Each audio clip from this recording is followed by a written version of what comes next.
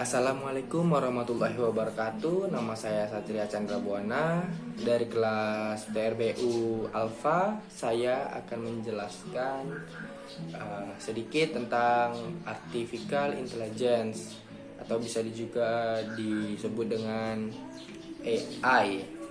Artificial intelligence adalah sesuai dari namanya. Artificial intelligence merupakan kecerdasan buatan yang tercipta berkat kecanggihan teknologi. Artificial intelligence bisa membantu manusia melakukan berbagai hal. Makanya sering dijuluki dengan mengadopsi kecerdasan manusia. Bahkan dalam beberapa hal, artificial intelligence lebih canggih dan bisa berbentuk dengan robot, gadget, dan juga hanya berbentuk software. Selanjutnya yaitu enggak semua teknologi yang cerdas disebut dengan AI. Inovasi dan teknologi yang sudah biasa atau umum seperti kalkulator, kamus elektronik, itu tidak termasuk artificial intelligence. Sementara mobil yang bisa menyetir sendiri atau biasa disebut dengan self-driving car, drone canggih, robot yang bisa mengoperasikan seluruh pabrik tanpa manusia merupakan AI. Contoh dari AI tersebut adalah yang pertama yaitu Siri. Siri ini sebuah sistem pribadi dari Apple, nah itulah yang terdapat pada handphone, iPad disebut dengan Siri. Nah, sistem pribadi ini berupa suara seorang wanita yang dapat diaktifkan dengan suara yang ramah dan mampu berinteraksi secara langsung dengan rutinitas hari-hari. Ya, Siri akan membantu Anda dalam hal pengiriman pesan, membuka aplikasi, menemukan informasi, menambah acara ke kalender, memberi suatu arahan, hingga membuka panggilan suara secara otomatis. Nah, Siri ini juga telah menggunakan sistem manusia yang canggih yang mampu memperoleh pertanyaan sekaligus memahaminya dengan baik. Contoh, seperti kita bertanya, hari ini enaknya makan apa ya? Nah, nanti Siri itu akan menjawab. Nanti misalnya makan tempe lah, atau makan seafood. Seperti itu, dia akan bisa menjawab pertanyaan-pertanyaan dari kita. Seperti itu. Yang kedua yaitu Tesla. Tesla ini bukan hanya terdapat pada smartphone saja, tetapi mobil juga bisa telah memiliki kecerdasan seperti Tesla ini. Anda bisa menemukan Tesla ini pada mobil yang memiliki banyak penghargaan karena memiliki fitur yang canggih. Misalnya memiliki kemampuan dan memprediksi suatu, mengemudi sendiri, sampai inovasi teknologi yang bersifat absolut. Mobil yang memiliki kecerdasan seperti ini disebut dengan Tesla. Mobil canggih ini cocok untuk kalian yang memiliki impian seperti mobil-mobil yang ada di film-film. Jadi dia menyetir sendiri, berkendara sendiri tanpa dikendarain oleh pengendara. Selanjutnya itu mekatronika. Teknik mekatronika itu adalah teknologi atau rekayasa yang menggabungkan teknologi tentang mesin, elektronika, dan informatika untuk merancang dan mengoperasikan dan memelihara sistem untuk mencapai tujuan yang diamatkan. Seperti yang diketahui dari definisi mekatronika adalah gabungan disiplin teknik mesin, elektro, teknik informatika, dan teknik kendali. Pada awalnya secara khusus tidak ada disiplin mekatronika. Untuk menggabungkan beberapa disiplin iptek tersebut, mekatronika memerlukan teori kendali dan teori sistem. Contohnya yaitu sistem rem atau maksudnya sistem rem ABS. ABS ini disingkat dari anti-block braking system, yaitu pengertiannya adalah salah satu penerapan mekatronika yang mampu digunakan dalam bidang otomotif. Sistem rem ABS ini dapat mencegah rem terkunci pada saat pengereman mendadak, sehingga laju kendaraan dapat dikendalikan dengan lebih baik karena roda tidak akan terkunci meskipun direm mendadak sekalipun. Komponen utama dari sistem rem ABS ini contohnya yaitu sensor kecepatan. Sensor kecepatan yang terletak pada setiap roda ataupun diferensial, atau dalam beberapa kasus, maksudnya dalam beberapa khusus, menyampaikan informasi kepada ABS ketika roda hendak mengunci. Yang selanjutnya itu katup. Di setiap rem pada jalur pengereman terdiri sebuah katup yang dikendalikan oleh ABS. Dalam beberapa sistem, katup memiliki 3 posisi, yaitu posisi 1, katup dalam keadaan terbuka dan tekanan dari master silinder diteruskan langsung ke rem. Yang kedua itu posisi kedua, katup menghalangi jalur pengereman dan mengisolasi rem di master silinder. Hal ini bertujuan untuk mencegah bertambahnya tekanan saat pengemudi menginjak pedal rem lebih dalam lagi.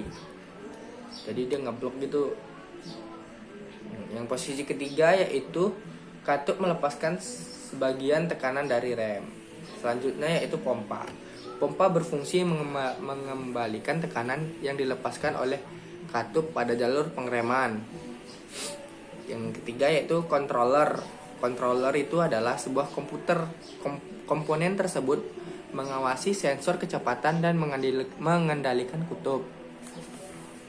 Nah, controller memantau sensor kecepatan sepanjang waktu, menunggu penurunan kecepatan putaran roda yang tidak biasa. Dalam kondisi normal, pada kecepatan sekitar 100 km per jam, sebuah mobil membutuhkan waktu sekitar 5 detik untuk berhenti sepenuhnya. Namun, waktu yang dibutuhkan roda untuk berhenti berputar hingga terkunci kurang dari 1 detik.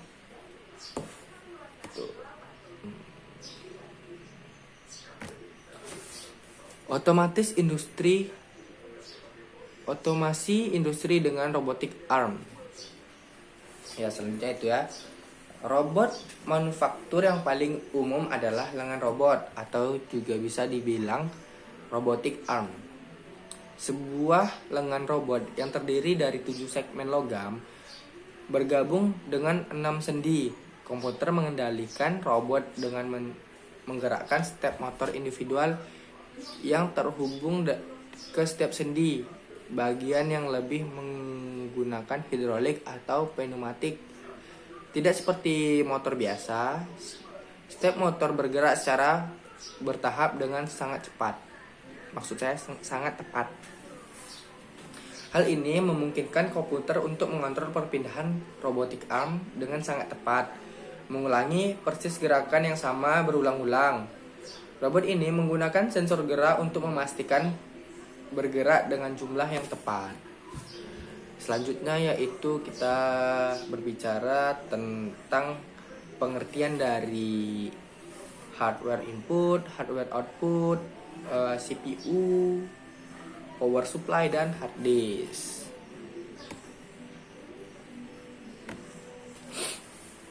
Selanjutnya yaitu yang pertama adalah hardware input. Hardware input adalah pengertian dari, maksudnya perangkat yang digunakan untuk memasukkan data ke komputer.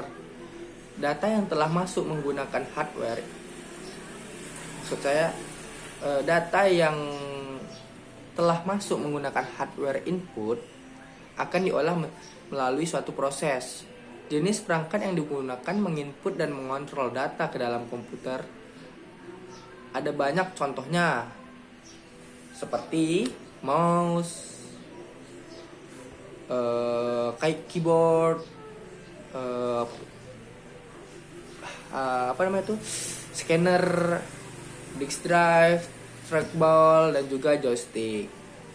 Yang kedua yaitu hardware output. Hardware output adalah perangkat kertas yang ada di komputer yang berguna untuk mencetak dan menampilkan informasi dari hasil input yang berasal dari hardware input yang sudah melewati proses dari hardware proses.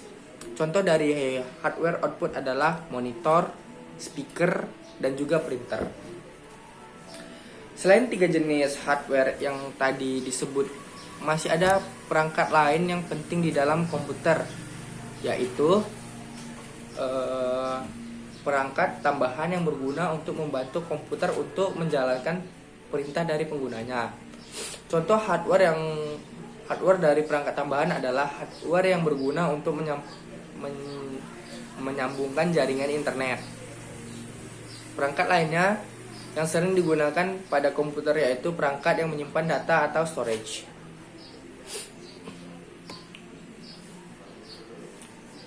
Perangkat tersebut juga disebut juga dengan hard disk yang berfungsi untuk menyimpan segala jenis data, file, dan berkas di dalam komputer. Yang ketiga yaitu ada prosesor atau CPU, Central Processing Unit.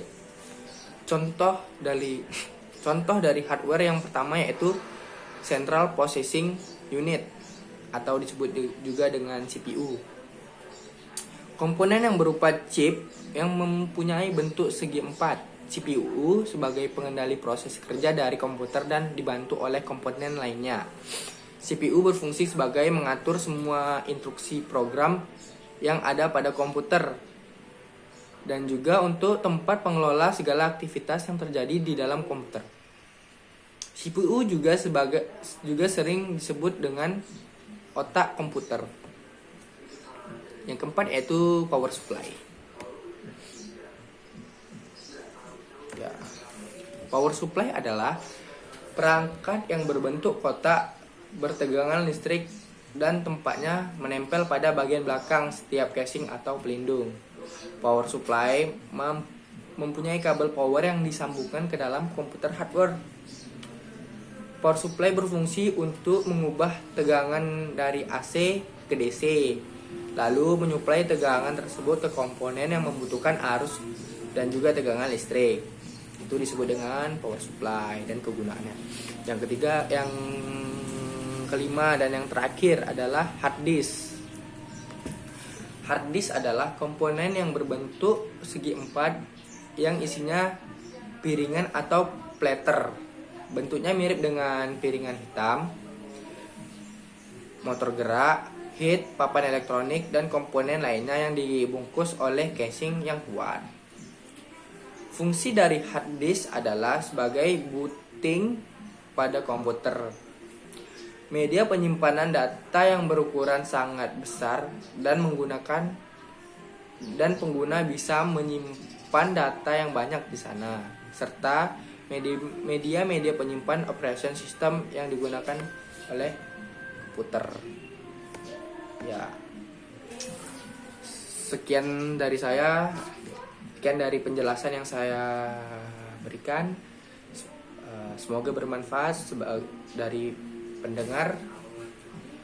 Jika ada kesalahan kata maupun hal lainnya mohon dimaafkan karena saya masih dalam proses pembelajaran. Saya akhiri. Assalamualaikum warahmatullahi wabarakatuh. Selamat pagi dan terima kasih.